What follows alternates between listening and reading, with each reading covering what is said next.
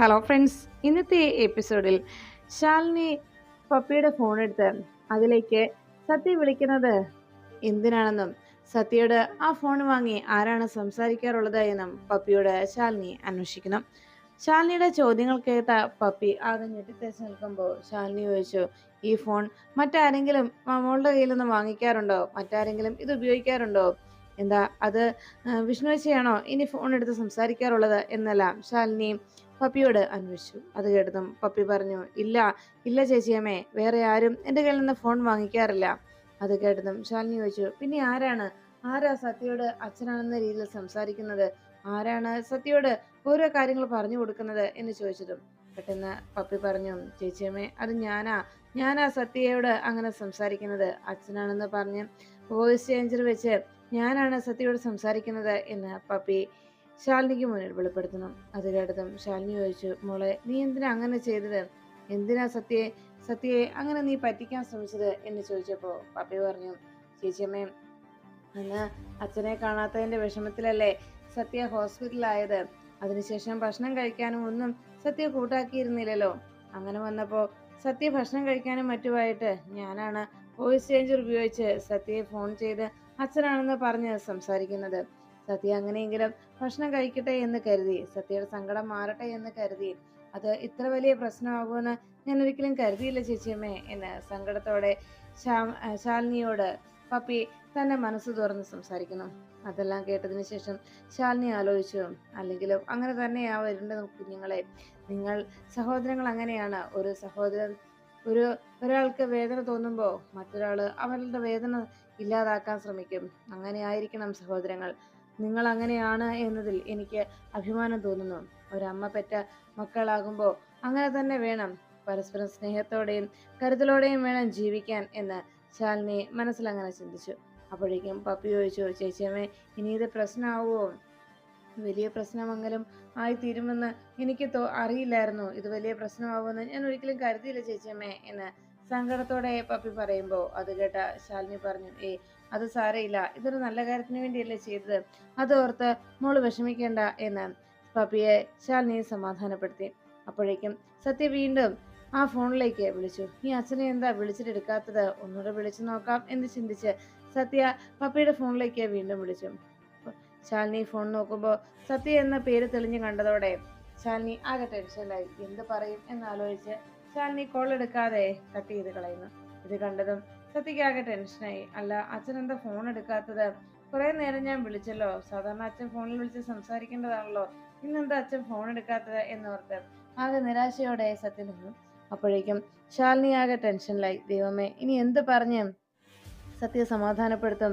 എന്താ ഇനി സത്യയോട് പറയുക എന്നെല്ലാം ഓർത്ത് ശാലിനി ആകെ ടെൻഷൻ അടിച്ച് അങ്ങനെ ഇരിക്കുമ്പോൾ ശാലിനിയുടെ രണ്ടു മക്കളും സത്യയും പപ്പിയും എന്താണ് ഇനി തങ്ങൾക്ക് ലഭിക്കാൻ പോകുന്നതെന്നും തനിക്ക് കിട്ടേണ്ട ഭാഗ്യങ്ങൾ അത് മറ്റൊരാൾ തട്ടിയെടുത്തു എന്ന അഹങ്കാരമോ വേദനയോ ഒന്നും തന്നെ ഇല്ലാതെ പപ്പി ചേച്ചിയമ്മയോട് പറഞ്ഞു, ചേച്ചിയമ്മേ, നമുക്ക് സത്യയുടെ അടുത്തേക്ക് പോകാം. അങ്ങനെ പറഞ്ഞ് അവർ സത്യയെ കാണാനായിട്ട് പോകുന്നു. അതിനുശേഷം ശാലിനിക്ക് സത്യാമ്മ സമ്മാനിച്ച ആ പുടവ ശാരദാമ്മയുടെ സഹായത്തോടെ ശാലിനി ഉടുക്കുന്നു. അവസാനം ശാരദാമ്മ അതിന്റെ പ്ലേറ്റ് എല്ലാം വലിച്ചങ്ങ് നിൽക്കുമ്പോൾ ശാലിനിയുടെ മുഖത്ത് വല്ലാത്ത ടെൻഷൻ കാണുന്നു.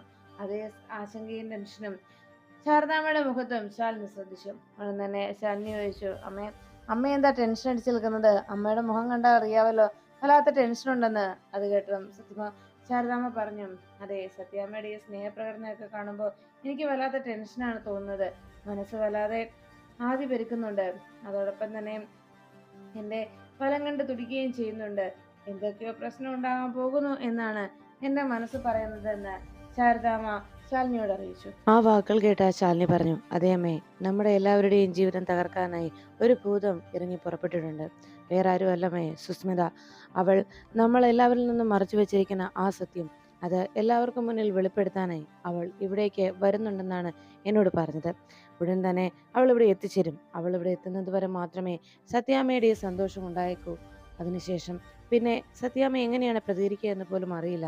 ആ ഒരു കാര്യം ഓർത്താണ് ഞാനും ആശങ്കപ്പെട്ട് നിൽക്കുന്നതെന്ന് ശാരദാമ്മയോട് അറിയിച്ചു. ഇത് കേട്ടതും ശാരദാമ്മ ചോദിച്ചു, എടി മോളെ, നമ്മൾ എന്ത് തെറ്റ് ചെയ്തിട്ടാ ദൈവങ്ങൾ ഇങ്ങനെ നമ്മളെ പരീക്ഷിച്ചു കൊണ്ടിരിക്കുന്നത്? ഇങ്ങനെ തുടരെ തുടരെ നമുക്ക് ഇതുപോലെയുള്ള സങ്കടങ്ങൾ തന്നുകൊണ്ടിരിക്കുന്നത് എന്ത് കാരണത്താലാണ് മോളെ? എനിക്കൊന്നും മനസ്സിലാവുന്നില്ല എന്ന് ശാരദാമ്മ വിഷമത്തോടെ ശാലിനിയോട് പറയുന്നു. അത് കേട്ടതും ശാലിനി പറഞ്ഞു, അമ്മേ, നമ്മൾ എന്ത് ചെയ്തിട്ടാണെന്ന് അമ്മ ചോദിച്ചില്ലേ? സത്യത്തിൽ അമ്മ മുമ്പ് പറയാറുണ്ടല്ലോ, മുജ്ജന്മ പാപമെന്ന്. അതുതന്നെയാണമ്മേ ഇതിനും കാരണം. നമ്മൾ കഴിഞ്ഞ ജന്മത്തിൽ ചെയ്ത തെറ്റുകളായിരിക്കാം ഈ ജന്മം നമ്മളെ ഇങ്ങനെ തീറ്റിയിരിക്കുന്നത് എന്ന് ശാരദാമ്മയോട് പറഞ്ഞുകൊണ്ട് നിൽക്കുമ്പോൾ അവിടേക്ക് സത്യഭാമ എത്തി. സത്യഭാമയുടെ കൂടെ ശ്യാമയും കൂടി അവിടേക്ക് എത്തുന്നു. ഉടനെ സത്യഭാമ ശാലിനിയെ നോക്കിയിട്ട് പറഞ്ഞു, കൊള്ളാലോ, എൻ്റെ വിഷ്ണുവിൻ്റെ പെണ്ണിപ്പോൾ സുന്ദരിയായിട്ടുണ്ട്, ഇപ്പോൾ കൂടുതൽ സുന്ദരിയായിട്ടുണ്ടല്ലേ എന്ന് സത്യഭാമ ശ്യാമയോട് ചോദിച്ചു. അതേന്ന് ശ്യാമ തല കുലുക്കിയതും സത്യഭാമ ചോദിച്ചു, അല്ല ശ്യാമേ, നിനക്ക് എന്തെങ്കിലും കുറവ് നിന്റെ കുഞ്ഞേച്ചിയിൽ കാണുന്നുണ്ടോ എന്ന് ചോദിച്ചു. ശ്യാമ പെട്ടെന്ന് ശാലിനിയെ അടിമുടി നോക്കി. ആ സാരിയൊക്കെ കൊടുത്ത് നിൽക്കുന്ന ശാലിനിയെ നോക്കിയിട്ട് കുറച്ചു നേരം ഒന്ന് സംശയത്തോടെ നോക്കിയിട്ട് ശ്യാമ പറഞ്ഞു, ഇല്ല ഇല്ല സത്യാമ്മേ, എനിക്കൊരു കുറവും തോന്നുന്നില്ല. അത് കേട്ടതും സത്യഭാമ പറഞ്ഞു, എന്നാലേ എനിക്ക് തോന്നുന്നുണ്ട് എന്ന് പറഞ്ഞ് സത്യഭാമ വേഗം തന്നെ അകത്തേക്ക് പോന്നു. എന്താ കാര്യം എന്നറിയാതെ ശ്യാമയും ശാലിനിയും എല്ലാവരും ആകെ ഞെട്ടലോടെ നിന്നു. ഉടനെ ശാരദാമ്മ പറഞ്ഞു, ഇനി സത്യാമ്മയ്ക്ക് എന്താ തോന്നുന്നത്? അപ്പോഴേക്കും ശാലിനിയുടെ അരികിലേക്ക് എത്തിയിട്ട് പറഞ്ഞു, കുഞ്ഞേച്ചിയെ നോക്കിയിട്ട് എനിക്കൊരു കുറവും തോന്നുന്നില്ല. കുഞ്ഞേച്ചിയുടെ മുഖത്ത് ഒരു കുറവും ഞാൻ കാണുന്നുമില്ല. ഇനിയിപ്പോൾ സത്യാമ്മയ്ക്ക് എന്താ പറ്റിയെന്ന് എനിക്കറിയില്ല എന്ന് പറഞ്ഞതും വേഗം സത്യഭാമ കയ്യിലൊരു മുല്ലപ്പൂവുമായിട്ട് അവിടേക്ക് വരുന്നു. ഒരു മുഴം മുല്ലപ്പൂവുമായി അവിടേക്ക് വരുന്ന സത്യഭാമയെ കണ്ട് അതിശയപ്പെട്ട് നിൽക്കുകയാണ്. കൈ നിറയെ മുല്ലപ്പൂവും പിടിച്ചുകൊണ്ട് ഒരു പിടി മുല്ലപ്പൂവായിട്ട് വേഗം ശാലിനിയുടെ അരികിലേക്ക് എത്തി ശാലിനിയുടെ തലയിൽ ആ മുല്ലപ്പൂ ചൂടിക്കൊടുത്തു. എന്നിട്ട് സത്യഭാമ പറഞ്ഞു, കണ്ടോ, ഇപ്പോഴാണ് എൻ്റെ വിഷ്ണുവിൻ്റെ പെണ്ണ് കൂടുതൽ സുന്ദരിയായത് എന്ന് പറഞ്ഞ് സത്യഭാമ ശാലിനിക്ക് ഒരു ഉമ്മ കൊടുത്തു. ഈ കാഴ്ച കണ്ടതോടെ എല്ലാവരും ആകെ അതിശയപ്പെട്ടു നിന്നു. അതിനുശേഷം ശ്യാമയെ നോക്കിയിട്ട് സത്യഭാമ പറഞ്ഞു, ശ്യാമേ, ഞാൻ താഴേക്ക് പോവാം. ഇനിയും ശാലിനിയെ താഴേക്ക് കൂട്ടിക്കൊണ്ട് വരണം. ഇന്നത്തെ ദിവസം ശാലിനിയെ എല്ലാവരും അതിശയത്തോടെ നോക്കണം. ശാലിനി ആയിരിക്കണം എല്ലാവരുടെയും കണ്ണിലെ ആദ്യം എത്തേണ്ടത്. അതിന് കാരണം ഉണ്ട് എന്നും സത്യഭാമ പറഞ്ഞു. അതുകൊണ്ട് ശ്യാമേ, നീ നിന്റെ കുഞ്ഞേച്ചിയെ കൂടുതൽ സുന്ദരിയാക്കി താഴേക്ക് കൂട്ടിക്കൊണ്ടു പോകട്ടോ എന്ന് പറഞ്ഞപ്പോൾ ശ്യാമ പറഞ്ഞു, ഇതിൽ കൂടുതൽ ഇനി എന്ത് സുന്ദരിയാക്കാനാ എൻ്റെ കുഞ്ഞേച്ചിയെ? അപ്പോഴേക്കും ശാരദാമ്മയോടും ശാലിനിയോടും അങ്ങനെ പറഞ്ഞിട്ട് സത്യഭാമ താഴേക്ക് പോയി. ഈ സമയത്ത് ശ്യാമ വേഗം ശാലിനിയുടെ അരികിലേക്ക് എത്തിയിട്ട് ചോദിച്ചു, കുഞ്ഞേച്ചിയുടെ ഇത്രയൊക്കെ സ്നേഹം ഉണ്ടായിരുന്നോ സത്യാമ്മയ്ക്ക്? സത്യാമ്മ ഇതൊക്കെ എവിടെ ഒളിപ്പിച്ചു വെച്ചിരിക്കുകയായിരുന്നു എന്ന് അതിശയത്തോടെ ശാലിനിയോട് ചോദിച്ചു. ശാലിനി അത് കേട്ടുകൊണ്ട് ശ്യാമയോട് പറഞ്ഞു, ശ്യാമേ, ഇങ്ങനെ അളവിൽ തരുന്ന സ്നേഹം, ഇതുപോലെ തൂക്കിത്തരുന്ന സ്നേഹത്തിന് എപ്പോഴും അളവുണ്ടായിരിക്കും.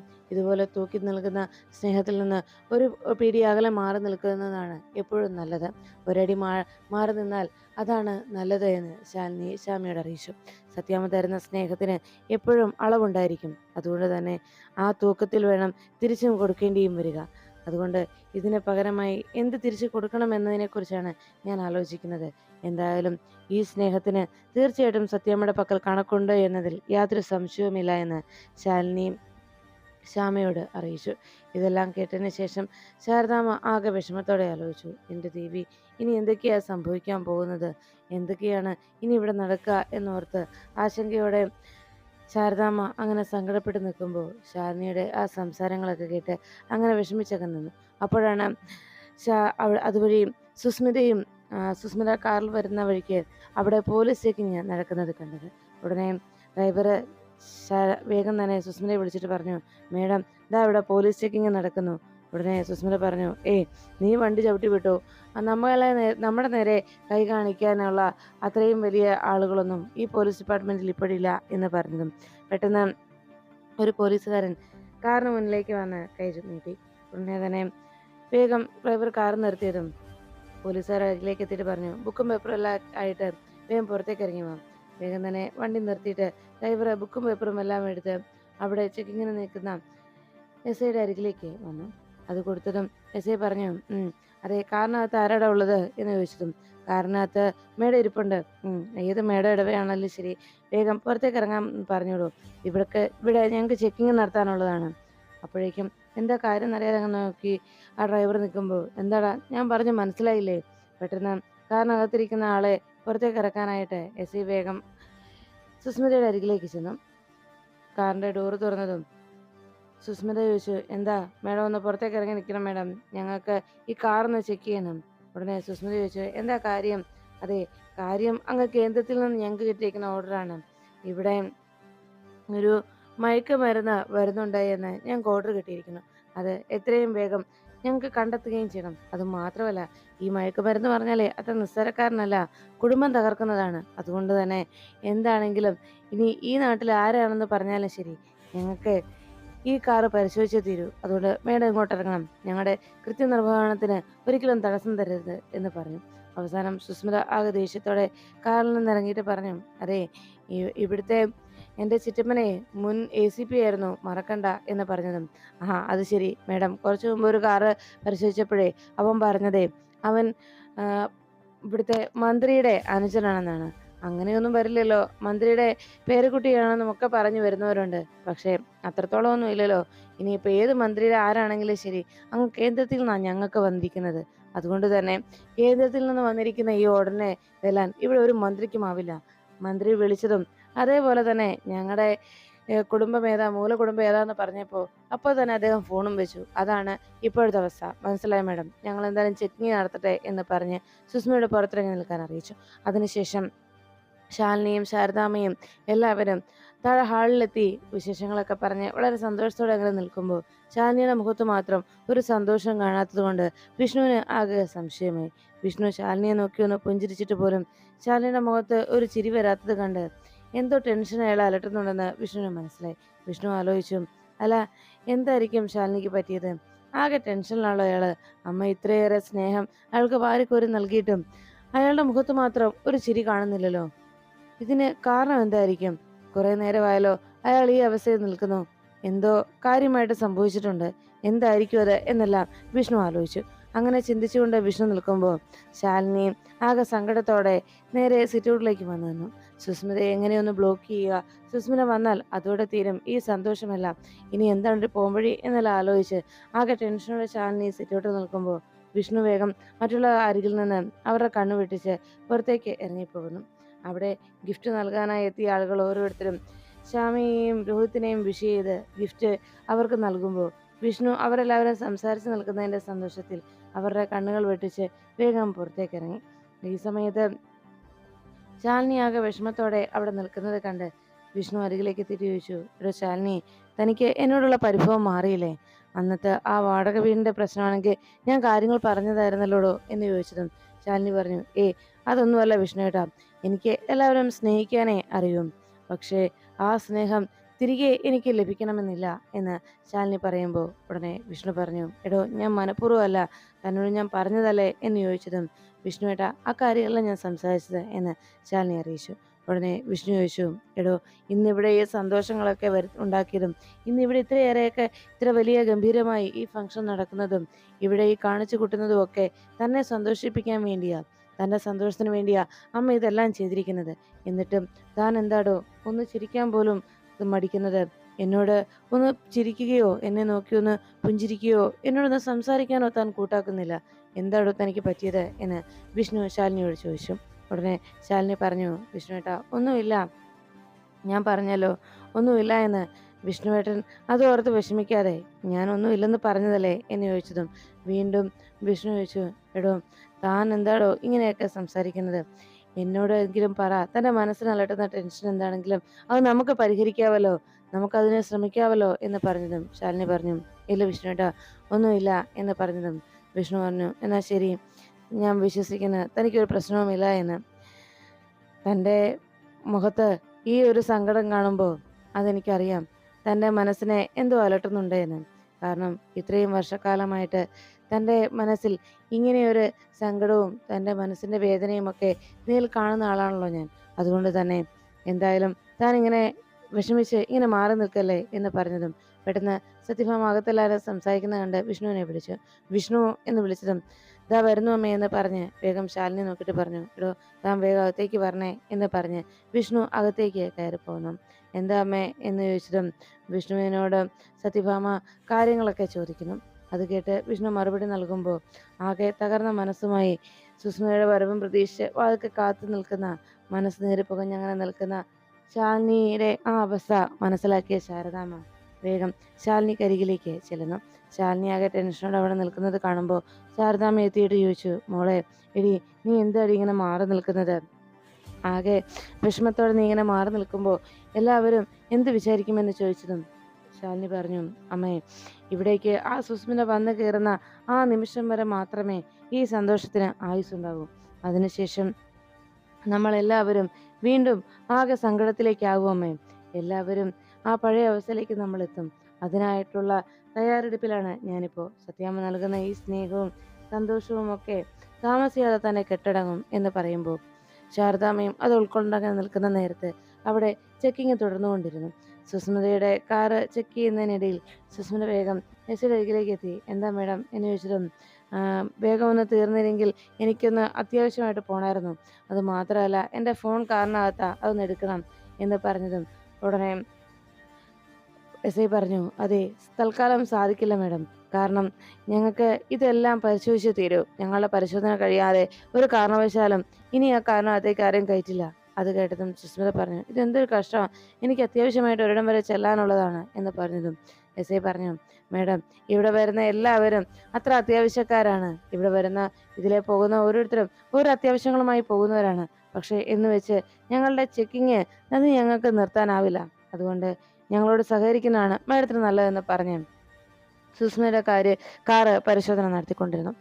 അതിനുശേഷം ശാലിനി പുറത്തേക്ക് മാറി നിൽക്കുന്നതുകൊണ്ട് വേഗം സത്യാമ്മ അരികിലേക്ക് എത്തി.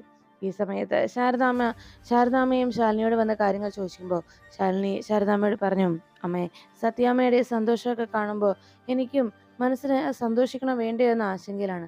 പക്ഷേ ഒരു കാര്യം ഉറപ്പാണമ്മേ, ഇത്രയും നേരമായിട്ടും സത്യാമ്മ നമ്മുടെ സത്യമോളുടെ കാര്യത്തിൽ ഒരു തീരുമാനവും പറഞ്ഞിട്ടില്ല. സത്യാമ്മ അതിനെക്കുറിച്ച് ഒരു വാക്കും സംസാരിച്ചിട്ടില്ല. അതുകൊണ്ട് തന്നെ സത്യമോളെക്കുറിച്ച് എന്ത് തീരുമാനമാണ് എടുക്കുന്നത് എന്നറിയാതെ എനിക്കിതിലൊന്നും സന്തോഷിക്കാനാവില്ലമ്മേ. സത്യാമ്മയുടെ തീരുമാനം എന്താണെന്ന് എനിക്കറിയണം. ഇതുവരെ സത്യമോളെക്കുറിച്ച് ഒന്നും പറഞ്ഞിട്ടില്ല സത്യാമ്മ" എന്ന് ആശങ്കയോടെ ശാലിനി അറിയിച്ചു. ഇത് കേട്ടതും ഉടനെ ശാരദാമ്മ ആകെ വിഷമത്തോടെ ശാലിനിയുടെ മനസ്സിന്റെ ആശങ്ക എന്താണെന്ന് അറിയാവുന്നത് കൊണ്ട് അങ്ങനെ നിൽക്കുമ്പോൾ ശാലിനി മാറി നിൽക്കുന്നത് കണ്ട് സത്യഭാമ അരികിലേക്ക് എത്തി ശാലിനിയെ വിളിച്ചു. "മോളെ ശാലിനി, അകത്തേക്ക് വാ" എന്ന് പറഞ്ഞതും ശാലിനിക്ക് സന്തോഷിക്കാനാകാതെ ആകെ വിഷമത്തോടെ നിൽക്കുന്നത് കണ്ട് സത്യമ്മ പറഞ്ഞു, "എനിക്ക് മനസ്സിലായി മോളെ, നിന്റെ മനസ്സിന്റെ ആശങ്ക എന്താണെന്ന്. നിന്നെ അലട്ടുന്ന പ്രശ്നം എന്താണെന്നും എനിക്കറിയാം. സത്യമോളുടെ കാര്യം ഓർത്തിട്ടല്ലേ നീ സങ്കടപ്പെടുന്നത്. എന്നാ മോളതോർത്ത് ആശങ്കപ്പെടുകയൊന്നും വേണ്ട. സത്യമോളുടെ കാര്യത്തിൽ ഞാനൊരു തീരുമാനം എടുത്തിട്ടുണ്ട്" എന്ന് സത്യഭാമ ശാലിനിയോട് പറഞ്ഞു. "ഇനി സത്യമോളുടെ കാര്യത്തിൽ ഇനി ഇവിടെ ഒരു പ്രശ്നവും ഉണ്ടാകുന്നില്ല. ഇവിടെ പപ്പിമോളുടെ കൂടെ സത്യയും ഈ വീട്ടിൽ കഴിയും. എന്നാൽ സത്യ അതോടൊപ്പം തന്നെ സത്യയുടെ അരികിലേക്ക് ഏതു നേരവും ശാലിനി അമ്മയാണെന്ന് പറഞ്ഞ് സത്യ എപ്പോഴും സ്നേഹത്തോടെ വന്ന് വിളിക്കുന്നതും ശാലിനിയെ സ്നേഹിക്കുന്നതുമൊക്കെ എല്ലാവരും കാണുന്നതാണല്ലോ. അതുകൊണ്ട് തന്നെ സത്യയുടെ കാര്യത്തിൽ ഒരു ഉറച്ച തീരുമാനം എടുക്കാൻ തന്നെയാണ് എൻ്റെ തീരുമാനം. എന്തായാലും മോൾ അകത്തേക്ക് വാ, എല്ലാവരോടും ഞാൻ ആ തീരുമാനം അറിയിക്കുകയും ചെയ്യാം" എന്ന് സത്യഭാമ പറഞ്ഞു. എന്താ സത്യമ്മയുടെ മനസ്സിലെ തീരുമാനമെന്നറിയാത്ത ആശങ്കയിൽ ശാലിനി മനസ്സോടെ അകത്തേക്ക് അയച്ചു. അപ്പോൾ എല്ലാവരും വെഡിങ് ആനിവേഴ്സറിയുടെ ആഘോഷത്തിൽ അങ്ങനെ മതിമറന്ന് നിൽക്കുമ്പോൾ സത്യഭാമ ശാലിനിയുമായി അകത്തേക്ക് കയറി വന്നിട്ട് പറഞ്ഞു, "അപ്പോൾ ഇനി കേക്ക് കട്ട് ചെയ്യാം." അങ്ങനെ എല്ലാവരും ആ സന്തോഷത്തിൽ ശ്യാമയുടെയും രോഹിത്തിൻ്റെയും വെഡിങ് ആനിവേഴ്സറി ആഘോഷിക്കുന്നതിൻ്റെ കേക്ക് കട്ടിങ് നടന്നു. അതിനുശേഷം സത്യഭാമ പറഞ്ഞു, "ഇനി ഇവിടെ നടക്കുന്ന മറ്റു പ്രധാനപ്പെട്ട ചടങ്ങാണ്. എൻ്റെ വിഷ്ണുവിൻ്റെ ഭാര്യ, എൻ്റെ മൂത്ത മരുമകൾ, എൻ്റെ വിഷ്ണുവിൻ്റെ പെണ്ണ് ഈ കുടുംബത്തിൻ്റെ സ്ഥാനം ഏറ്റെടുക്കുകയാണ്. ഈ കുടുംബത്തിൻ്റെ ചുമതലയും ഈ കുടുംബത്തിൻ്റെ എല്ലാ അധികാരങ്ങളും ഏറ്റെടുക്കാൻ പോകുന്നു" എന്ന് പറഞ്ഞ് സത്യഭാമ തൻ്റെ കയ്യിലിരിക്കുന്ന ആ വീടിൻ്റെ താക്കോൽ കൂട്ടം ശാലിനിക്ക് നേരെ നീട്ടി. "ഇനി മുതൽ ഈ വീടിൻ്റെ അധികാരി നീയാണ്. ഈ കുടുംബത്തെ കാര്യങ്ങൾ നോക്കി നടത്തേണ്ടതും നീ തന്നെയാണ് മോളെ" എന്ന് പറഞ്ഞ് ശാലിനിയുടെ നേരെ ആ താക്കോൽ കൂട്ടം വെച്ച് നീട്ടുകയാണ് സത്യഭാമ. അത് വാങ്ങിക്കാനാകാതെ ശാലിനി അങ്ങനെ നിൽക്കുമ്പോൾ, വാങ്ങിക്കും മോളെ, മനസ്സ് നിറഞ്ഞ സന്തോഷത്തോടെ തന്നെയാണ് ഞാൻ എൻ്റെ വിഷ്ണുവിൻ്റെ പെണ്ണിന് ഇത് സമ്മാനിക്കുന്നത്. അത് കേട്ട് സത്യാമ്മയുടെ ഈ സംസാരവും ആ ഒരു ആഗ്രഹവും ഒക്കെ കേട്ട് എന്ത് പറയണമെന്നറിയാതെ ശാരദാമ്മയും രാഘവൻ നായരും എല്ലാം കണ്ണുകൾ നിറഞ്ഞ്, സന്തോഷത്താൽ കണ്ണുകൾ നിറഞ്ഞ് അങ്ങനെ നിൽക്കുമ്പോൾ, പെട്ടെന്ന് അകത്തേക്ക് കൈയടിച്ചുകൊണ്ട് ഒരാൾ കയറി വരുന്നു. എല്ലാവരും ആ കൈയടി ശബ്ദത്തിലേക്ക് നോക്കുമ്പോൾ സുസ്മിത കൈയടിച്ചുകൊണ്ട് വേഗം അകത്തേക്ക് കയറി വരുന്നത്. സുസ്മിതയുടെ ആ വരവ് കണ്ടതോടെ ശാലിനിയുടെ മനസ്സിൽ ആശങ്കയേറി. ഉടനെ സുസ്മിത കൈയടിച്ചുകൊണ്ട് അകത്തേക്ക് കയറി വന്നിട്ട് പറഞ്ഞു, കൊള്ളാം സത്യാമ്മേ, ഇങ്ങനെ ഒരു കാഴ്ച എന്തായാലും കാണാൻ കഴിഞ്ഞല്ലോ. ഒരിക്കലും ഇതുപോലൊരു കാഴ്ച കാണാൻ സാധിച്ചേക്കില്ല എന്ന് കരുതിയിരുന്നതാണ് ഞാൻ. എന്തായാലും എനിക്ക് ഒത്തിരി സന്തോഷമായി സത്യാമ്മേ എന്ന് പറഞ്ഞ് കൈയടിച്ചുകൊണ്ട് അകത്തേക്ക് കയറി വരുന്ന അരികിലേക്ക് വരുന്ന സുസ്മിതയെ കണ്ട് ഞെട്ടലോടെ എല്ലാവരും നോക്കി. ഉടനെ ശാലിനിയുടെ മുഖത്തെ ആശങ്ക കണ്ടിട്ട് സുസ്മിത പറഞ്ഞു, എൻ്റെ ശാലിനി, നീ വല്ലാതെ പതറി നിൽക്കുകയാണല്ലോ. ഇത്രയും വലിയൊരു സന്തോഷം നിന്റെ ജീവിതത്തിൽ ഉണ്ടായിട്ടും, നിന്റെ ഭർത്താവിൻ്റെ അമ്മ അംഗീകരിച്ചിട്ടും എന്താ ശാലിനി നീ സന്തോഷിക്കാത്തത്? എന്തു പറ്റി? നീ ഈ കുടുംബത്തോട് അത്രയ്ക്കും വലിയ എന്തെങ്കിലും വഞ്ചനയോ ചതിയോ കാട്ടിയിട്ടുണ്ടോ ശാലിനി എന്ന് സുസ്മിത ഒന്നും അറിയാത്തതുപോലെ ചോദിക്കുമ്പോൾ, ശാലിനി ഞെട്ടലോടെ സുസ്മിതയുടെ മുഖത്തേക്ക് നോക്കുന്നു.